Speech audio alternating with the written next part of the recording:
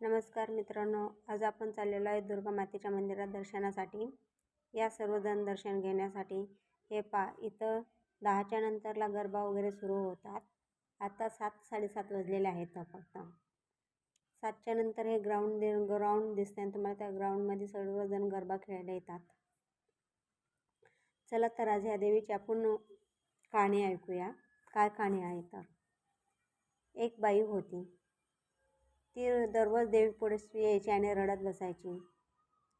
ती कायम सारखी आजारी पडत राहायची. त्यामुळे ती बाई रोज येऊन देवीपाशी रडायची. बोलायची, मला ह्या आजारातून कधी बरं करणार. तिला घरचे कोणी पाहत नव्हते. पण ती बाई रोज रडत येऊन बसायची देवीच्या पुढे. तेव्हा देवी तिच्याशी स्वतः बोलली, भिवू नकोस, मी तुझ्या पाठीशी आहे. तुझा आजार आता बरा होईल. आणि ती बोलली, माझं दर्शन घेऊन जा आणि घरी जा. घरी गेल्यानंतरला तिचा आजार खरोखरच बरा झाला आणि तिला बरं वाटायला लागलं. एका रात्रीतच असा चमत्कार झाला की ती बाईच ही बघा दर्शन करते आता. अशी चमत्कार झाला की ती स्वतःहून सगळं काम वगैरे करायला लागली. आजारपणा तिचा एकदम नष्ट झाला पूर्णपणे. आणि आज ती आता कंटिन्यू देवीच्या दर्शनासाठी येत असते. आता झालं 8-10 वर्ष कंटिन्यू देवीला एकही नवरात्रीमध्ये एकही दिवस न विसरता ती देवीच्या दर्शनासाठी येत असते. सकाळ, संध्याकाळ, दुपार तिन्ही टाईम ही बाई मंदिरातच असते देवीच्या दर्शनासाठी. खरं तर मित्रांनो, देवीवर जेवढा आपण श्रद्धा ठेवत ना, तेवढी देवी आपल्या हाकेला धावून येते. खरं तर हे भक्ती व्हिडिओ आहे आणि खरं त्या बाईने मनोभावनेने देवीची पूजा केली, आराधना केली आणि तिच्या आराधनेला, भक्तीला खरंच फळ मिळालं आहे तिच्या. आज ती एवढी खुश आहे. आज ती स्वतःच्या पायावर उभा राहते. आणि असं तिने डॉक्टर केले, देवदेवऋषी केले, सर्व काही केलं. पण तिला एकही डॉक्टरचा ना गुण आला, ना देवदेवऋषीचा गुण आला. आज ह्या देवीच्या दारामध्ये, आज दुर्गा मातेच्या मंदिरामध्ये आज ती स्वतःहून चालत येते. आज आपली नवसाला पावणारी देवी आहे. खरं तर असं कुठलंही कोणाच्या मनामध्ये दुःख असेल तर एकदा तुम्ही देवीला बोलून बघा, नक्कीच तुमची मनोकामना पूर्ण होईल.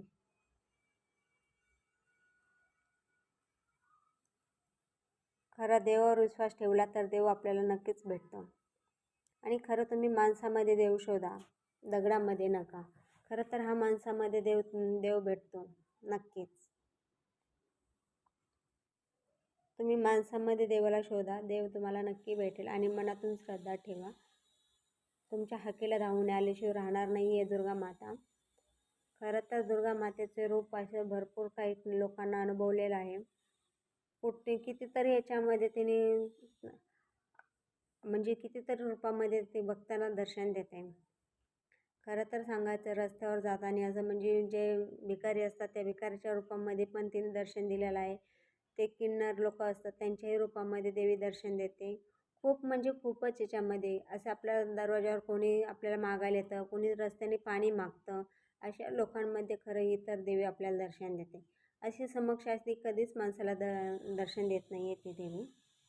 आपल्याला वाटतं देव भेटत नाही, आपण देवाची पूजा करतो पण देवी समोर जेव्हा येते आपल्याला, आपण त्या देवीला विसरून जातो आणि ती देवी दुसऱ्याच रूपामध्ये असते. कोणी आपल्याला पाणी मागतं किंवा आपल्याला खायला मागतं किंवा आपल्याला कोणी काही पैसे वगैरे दान मागतात, तेव्हा आपण त्यांना नकारून देतो. पण ते खरं तर त्या दान मागतात तेच लोक देवीच्या रूपामध्ये असतात आणि आपण त्यांना त्यावेळेसला नकार देतो. खरं तर मला सांगायचं एवढंच आहे की जे तुम्हाला दान धर्म करा, भुकेलेला पाणी पाजा, भुकेलेला जेवण द्या, प्यासेला पाणी द्या.